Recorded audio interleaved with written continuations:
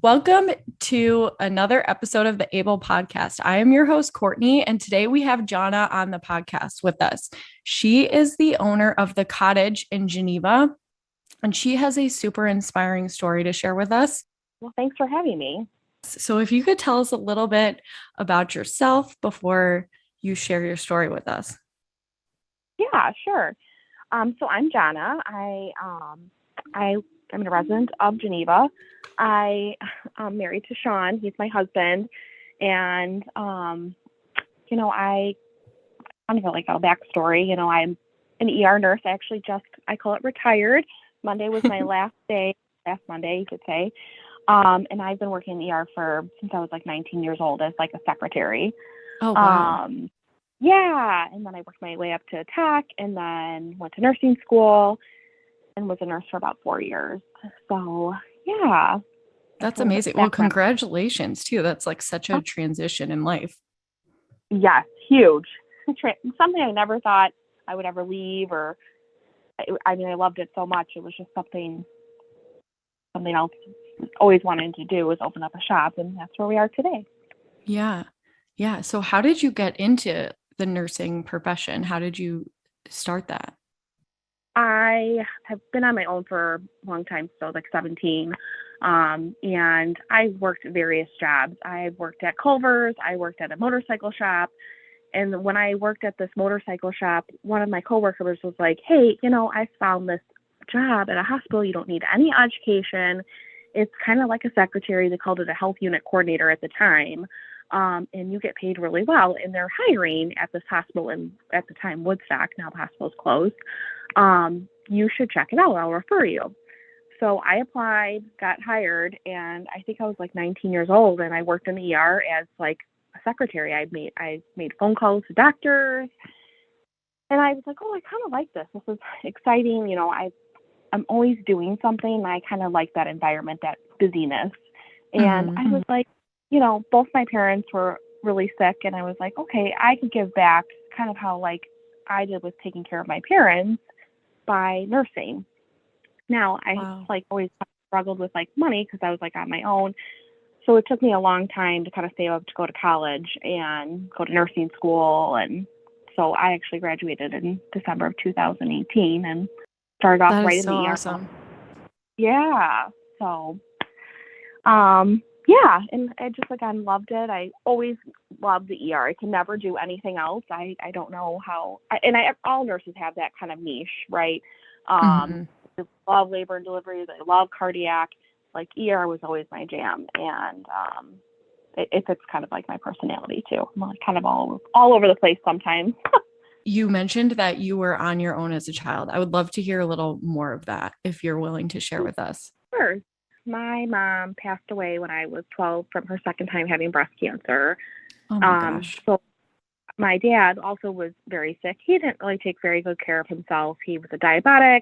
Pretty sure he had like high blood pressure, overweight, in and out of the hospital all the time. Like it was, my brother and I used to joke that 1 month out of the year, our father would be in the hospital for some kind of infection due to diabetes. And we just kind of lived on our own, never told anyone, go to school, continue to take care of ourselves. My dad got really sick 2003 and then just never came out of the hospital, went to rehab. His diabetes just never got under control. He then got like infection, got worse and worse, and he passed away from sepsis, which is a bloodstream infection. And I was 16 at the time. Wow. I do have relatives. There was a little bit of disconnect there that they just didn't want to take on any more kids or just felt like it was overwhelming. And so I went and lived with a friend. Their parents kind of took guardianship over me. That's like the hard thing when I say like foster care. When I tell my stories, it's almost kind of easier to say that because I'm not going to go into like huge detail what the legalities of the differences are. But pretty much Yeah. they were going to take care of me. Unfortunately, that didn't work out for very long. So then I lived in like someone's house for a while, someone's like grandma's house. I can't remember. And I kind of bounced around, house to house to house. And I like lived with a boyfriend for a little bit. And yeah, I just kind of figured it out. Like whatever money I had, that's where I lived. Kind of pretty much couch surfed until finally I was like working at a hospital. I was like serving downtown in Wrigley, and I was like, I can leave this kind of crazy relationship that I was in and rent an apartment in Lincoln Park with my best friend at the time. Mm-hmm. And we did it. I was like, oh my gosh, I was like killing it. I was working at a hospital downtown as a tech, and I served at a bar in Wrigley, and I was like doing really well finally in my life. But I could never like really get ahead. I was always like, I worked like 5 million hours a week. It wasn't that I was surviving. You can't live like that. So I met Sean. I was working at this bar in Wrigley, and him and his fraternity friends used to come in every Thursday, and I had like their whole order memorized. It was wild. And I kind of thought he was like annoying at first. And he one time, like one of his friends used to hang out with me late at night, and he was a fireman, so we just exchanged stories. So I thought he was going to ask me out someday. Well, one time him and Sean were there, and they invited me out. I'm like, I'm not going out with you guys. You're just probably looking for something I don't want to deal with.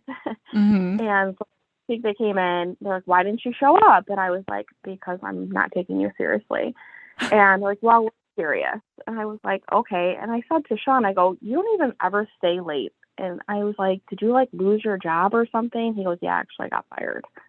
I was like, oh my God. I was like, okay, this is making the situation even worse, but whatever, we'll go out. So I went out with him and his friend, and his friend went to the bathroom, and Sean was like, I actually want to ask you out. I was like, oh my gosh. So I went out with Sean. He was like so nice. And Sean was like a gentleman, like paid for dinner, opened up the door, took me to somewhere nice, where like the relationships I had in the past, I think really reflected what I was kind of going through too. Like didn't really ever have somewhere to live, like in and out of people's homes. I then gravitated towards people who also were not a positive force for me. So having like the stability in my life, I think really gravitated me towards Sean. And then learning that Sean's family was like a real family, like sit down and have dinner. I was like, I remember when I first met Sean's parents, I went over their house and I expected like to go out to dinner or something. And his mom's like, oh, I make food at home. And I was like, I cannot remember the last time I had a home cooked meal. It was probably the first time I had a home cooked meal in years. And I was like, this is amazing. And so Sean just like really influenced me to like be better. Like, let's sit down. How do we get you in nursing school? Like, we need to go after your dream of being a nurse. And I was like, okay. So we got married. It's been great. Went to nursing school. After I graduated nursing school, we bought a house and we just started renovating ourselves, and it kind of turned into this little farmhouse. And it started to really remind me of how I didn't have a home for so many years, and how I was, when I look at my home, I'm like, oh my gosh, this is cozy, this is inviting, this is how I wanted to feel my whole life. Well, I mean, after my parents passed away, I had a hard time with that, finding that cozy, that welcome, that acceptance, that unconditional love feeling that everyone should have in a home. And we kind of curated this home, and it just made me really reflect on that a lot. And I didn't really talk about my past for a long time. I was like almost a little bit embarrassed that I couldn't get it together at some points in my life. Like I said, I really couch surfed a lot. I never really lived anywhere for one spot for a really long time. And Sean was like, no, like you need to talk about this because it could inspire someone else. It could say to, or could influence someone else to be like, it's not always going to be like this. Yeah. So over the past couple of years, I was like, oh my gosh, like it's hard to talk about. Yeah. And I'll probably around a lot during our conversation today because there's things that I forget about that I'm like, Mm-hmm. no one wants to hear that, but at the same time, I'm like, no, like maybe someone does need to hear that, like Mm-hmm. Yeah. just because you're living paycheck to paycheck and you've lived in 13 different places that year doesn't mean that's always going to be like that. Yeah. One of the things I think about a lot now, especially with the shop, I was like homeless for like 2 weeks at one point. Like I think I was like at the point where I was like so embarrassed I couldn't afford anything. I didn't like ask any of my friends like if I could live with anyone because I think they were just so done with me, like not being responsible and not being like dedicated. I remember like I slept in like a car garage for like 2 weeks and it was so hot. And then I would go work at night at the hospital and I would like eat Lorna Doones and peanut butter. That was like my diet until one of my friends was like, hey, I kind of noticed like something's off. And I was like, yeah, I just going through a tough time. And she offered like a room in her townhouse and it was so nice.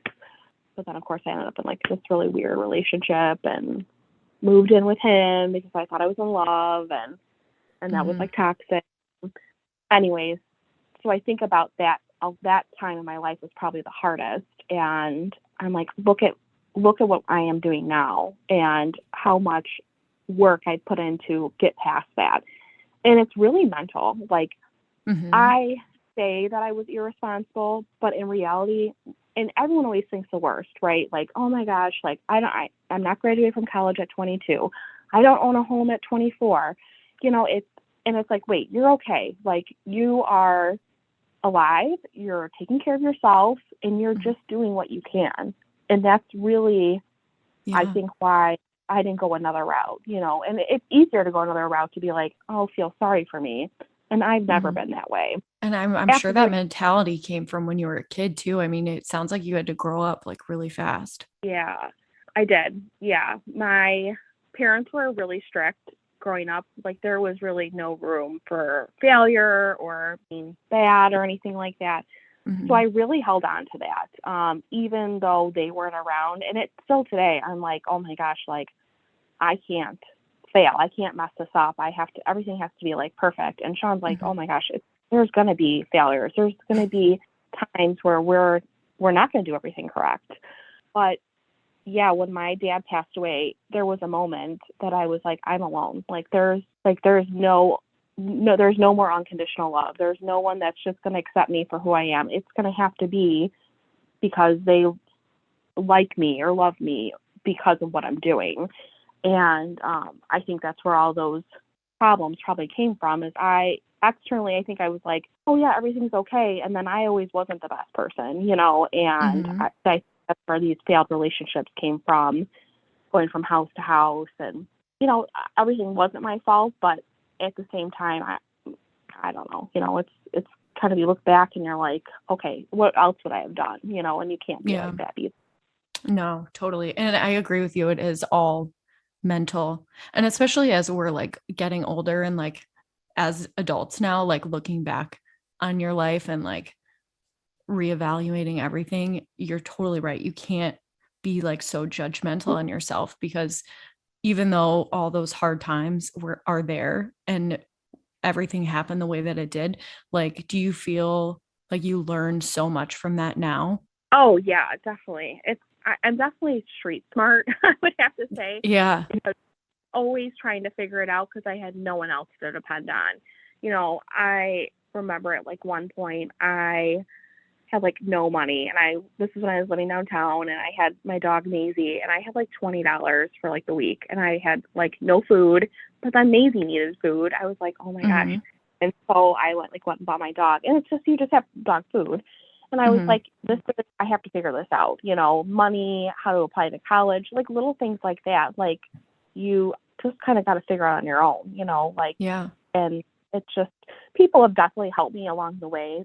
Don't get me wrong, but they also haven't been their intention hasn't always been for me. It's been for themselves a little bit as well. So, and figuring people out, I think that's why I'm such a people person, because I've had to deal with all types throughout the years to figure out how to keep myself safe, how to take care of myself because, again, I didn't have anyone up until Sean, you know. Yeah. So. Oh my gosh. And that's also crazy how you met Sean. I didn't know that. That's awesome. Yeah, it was kind of, again, like a time in my life when I think I was like doing really well. And in actuality, I was just surviving. You know, I was working 3 jobs, serving, working at the hospital. I think I picked up like a bottle service job from like 10 to 5 a.m. once the bar in Bernie's was, like, the bar in Wrigley would close. Like, I just worked all the time, and it's not healthy, and it's mentally, it's not great either. I think I was just like finally able to pay my bills and finally had a place of my own that wasn't a boyfriend's or wasn't a friend's or, oh, I'm just going to stay here for a little bit. Or, you know, at one point, like, someone offered for me to like watch their kids, and I went and lived with them, and that kind of turned out strange. You know, I was just like in such a good place. And when I met Sean, it was just like this, I felt like his family is so sweet, like, you know, just very close, a normal family. And I'm like, here's a crazy story. And they're like, that's, you know, let us show you, let us remind you what a family is. And that's what they've done. Like I said, when Diane cooked me, it was like spaghetti. Her spaghetti is like so good. I was like, I can't remember the last time I had this. And she, oh my gosh, you know. And then Sean, like, teaching me like that it's okay to be like vulnerable. It's okay to like let go and make mistakes. And I was just never used to that because, again, I really didn't have anyone, you know, that I really had that room for error. Because if I didn't take care of myself, then everything would fall apart. Yeah. So wow, I'm very what grateful a blessing. for him. Yeah. I know. Yeah. Him and his family are great. That's so cool. But, and also it's like all the stuff that happened to you also wouldn't lead you to the shop that you have now. I mean, everything that you said earlier about like wanting a cozy, warm environment and like welcoming, I totally see that when I walked into your shop. It's so welcoming. Oh, thank you. And even you as a person, like, it's just so incredible. The environment is so beautiful. Oh, thanks. And that's what really our philosophy is. And that's what we want to exude in our brand is when you think of a cottage, I always think of like the Thomas Kincaid paintings that we all saw when we were younger. I'm like, that just looks so warm and cozy, and that I could just like walk in, be great. And I remember like looking at those paintings when I was kind of on my own, and I was like, want to have like something like that where it's my house and it's going to be so cute. And that's when Sean and I bought our house. He was like, I can pretty much make this whatever you want. And we started renovating. Is that the house you have now? Yes. And you can see snippets of it. Like now that we've got kind of the shop up and going, we're like now showing little pieces of our house that I'm like, here, like this is why when people walk in, like, is this what your house looks like? I'm like, kind of, you know, it's a little bit more farmhouse, our actual home, where the shop is more cottage. But I'm like trying to blend the both to show people like, hey, whatever you find at the shop, you can probably see in my home. So I kind of always like joked like, oh my gosh, I just love a little shop like where I could like meet all types of people and show them like all these cute and things to make their home a home. Sometimes I feel like when people go out, they have to buy something, or it's just like a filler. And I'm like, that's not what your home should feel like. It should be exactly what you and your family feel.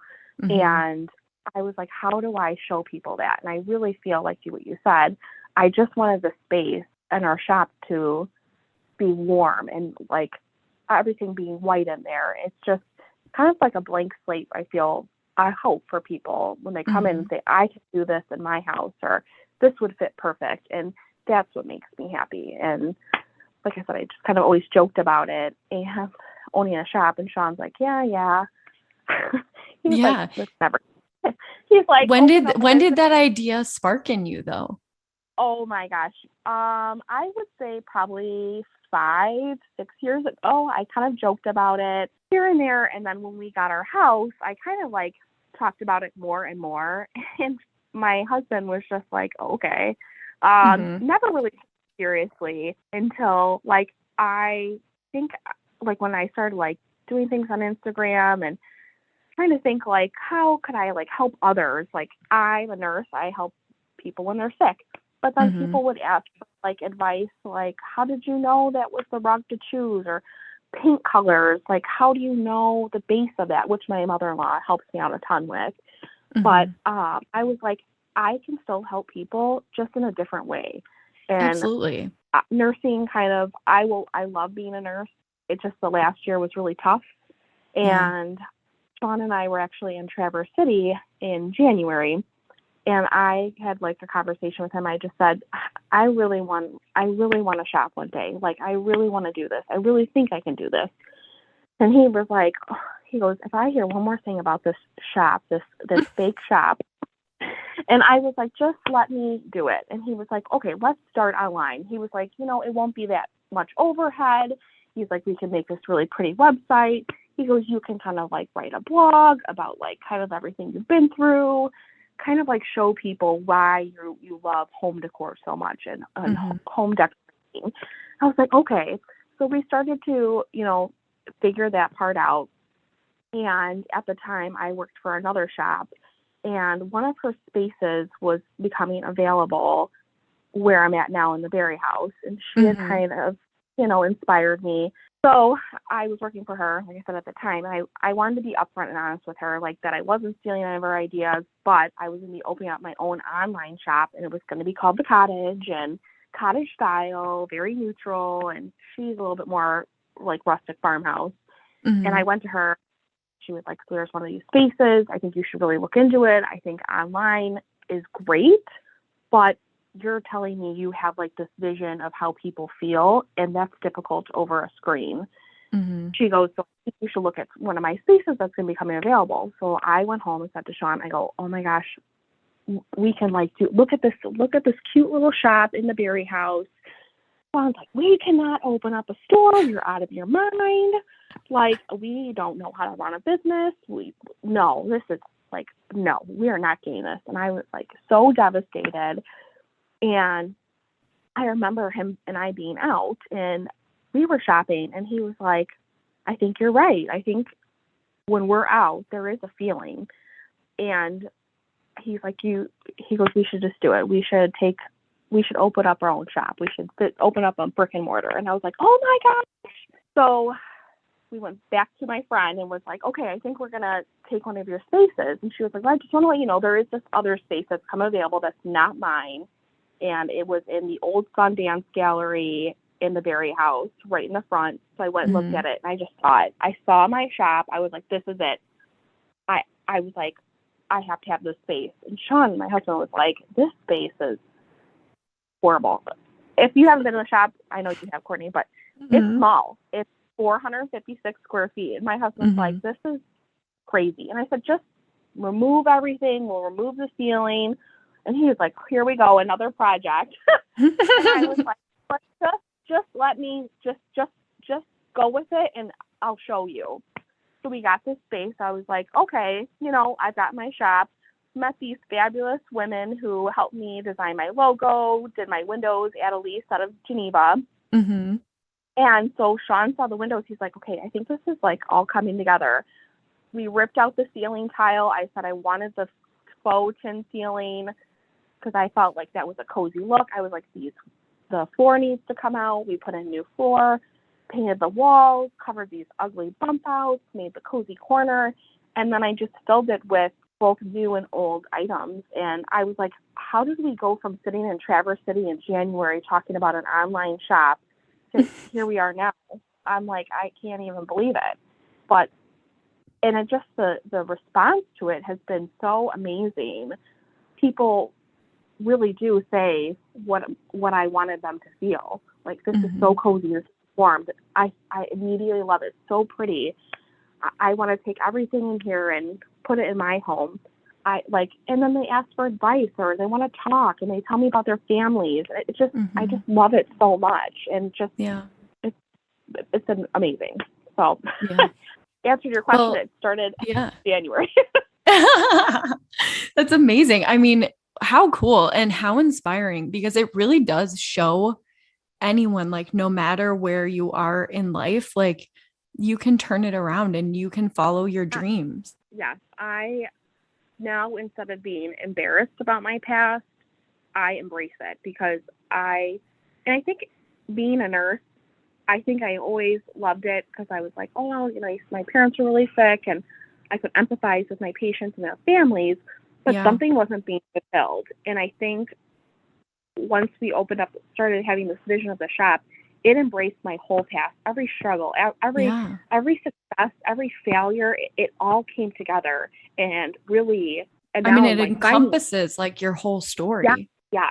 And I just want anyone else, I just want to reach to someone. If I only like inspire one person, I think I would like be in heaven. That Yeah. I know it's hard. Life is hard, but there are so many good things that will come out of these hard experiences. And it's hard to see when you're in it because you just want to give up. Mm-hmm. But that's the other route that I just never wanted to take. Like I said, it's mental. Like there's so many times that I was like, whatever. Like I'm just gonna stay homeless and I'm never gonna go to college. Like I'm never gonna get married. I'm never gonna own a house. But once you go down that route, it's so sad.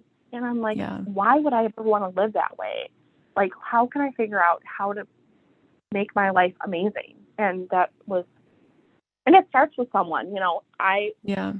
totally give credit to Sean because he really changed me as a person and showed me family and love and no judgment and what it's like to when you're having a bad day to call someone. Like, I never had that for so long, and you forget.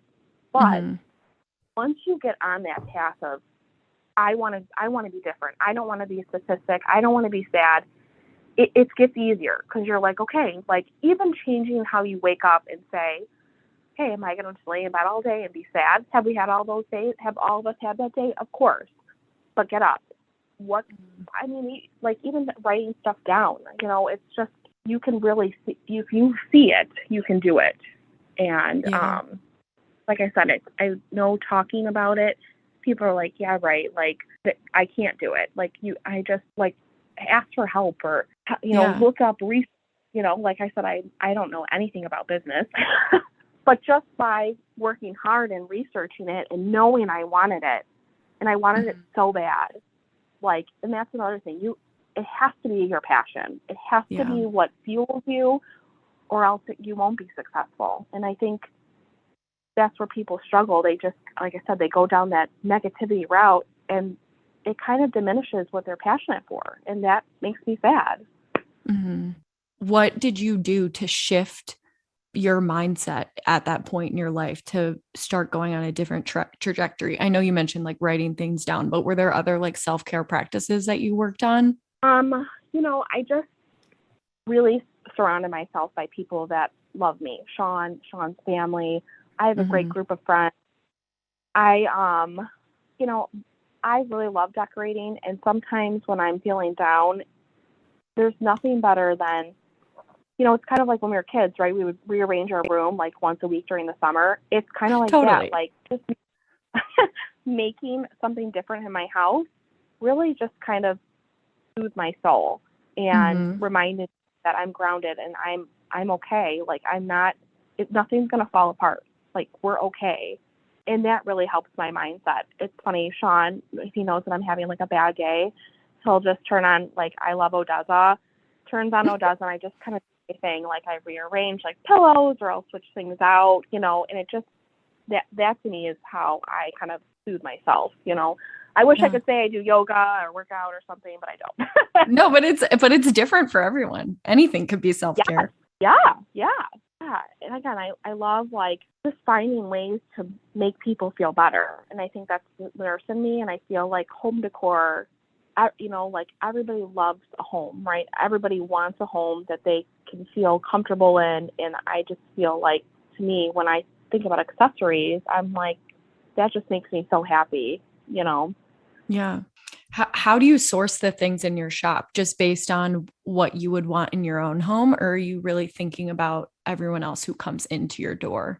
So everything in my shop, again, it's a blend of new and vintage. I would put Mm-hmm. in my home, and that's not everyone's style, and that's okay. Yeah. But I know personal to the shop is very personal to me, and I wanted to stay that way with my products. I didn't want anything in the store that would be like, I don't really like that much, because that's not true to yourself either. That's not true to our brand. It's not true to why we began the shop. It's just, that's kind of our rule. We have to love everything that we bring in. The antiques, I just love, Sean's a history teacher. I just love the history of it. I love that, the dresser that we have in there, I love that someone used that one day for their children's clothes, or thinking about like how they got dressed in the morning, the mantle that we have in the shop.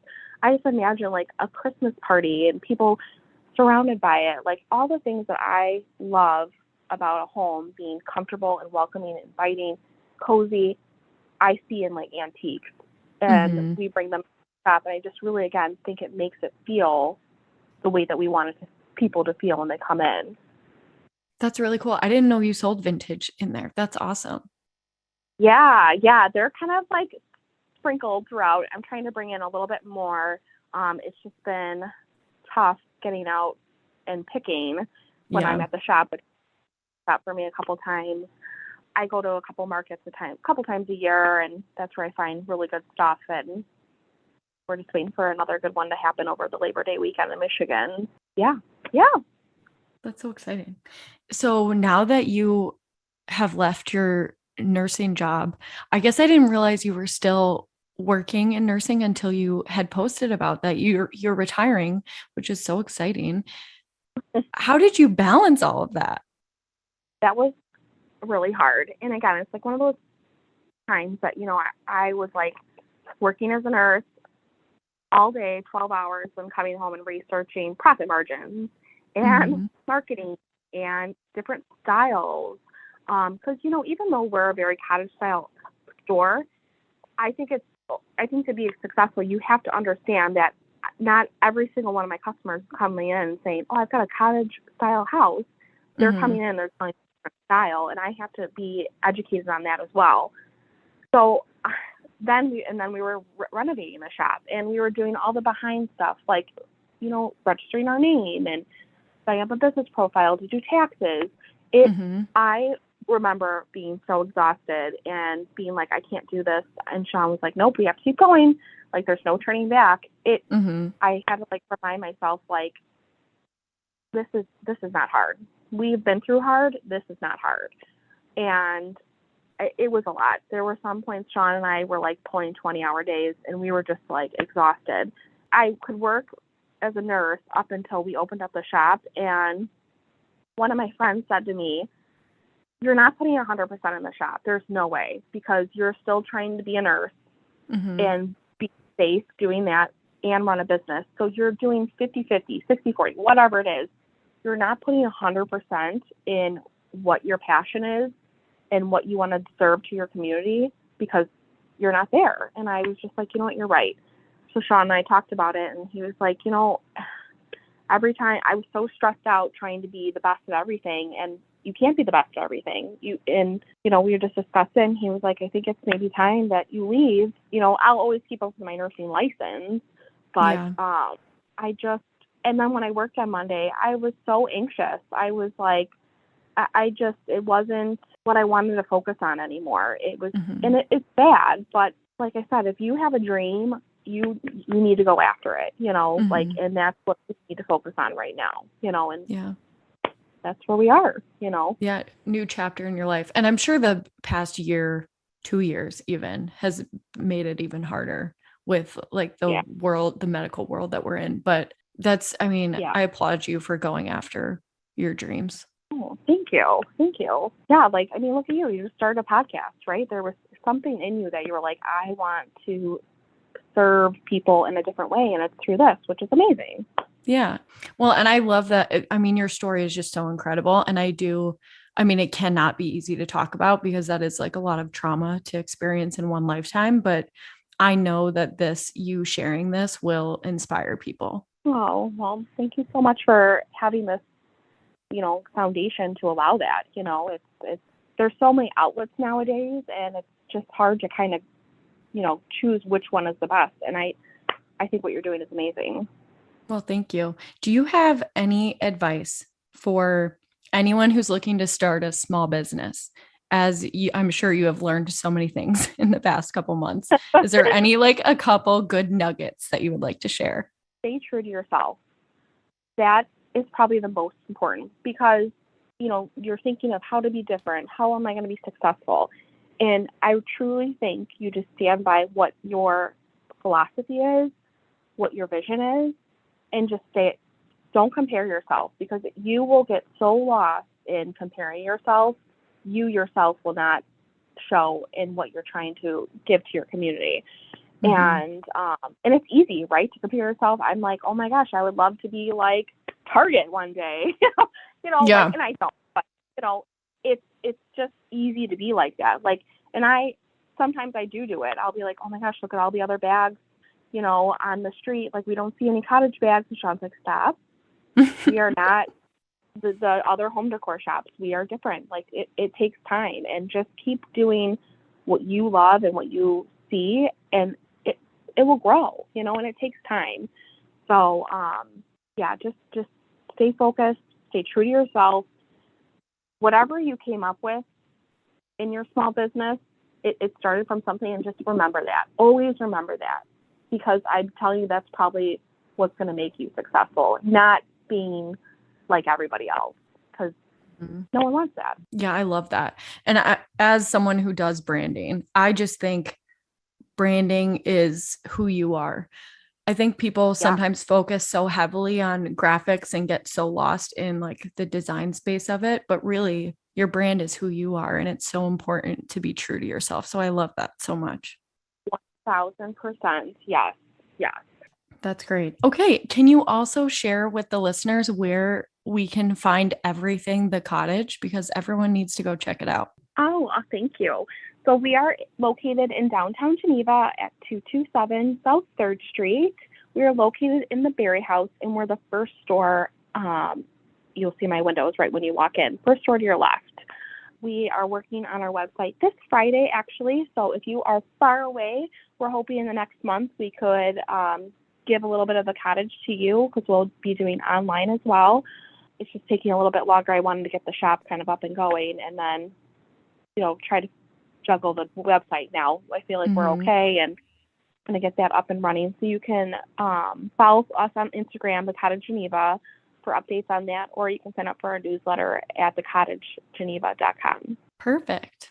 Well, I'm so excited. Thank you so much for coming on today and sharing your story. Oh my gosh, thank you for giving us this outlet. This is amazing, And also it was so nice to just catch up with you, because I've always been wanting to hear more about your story. Oh, thank you. Thank you. You're so sweet.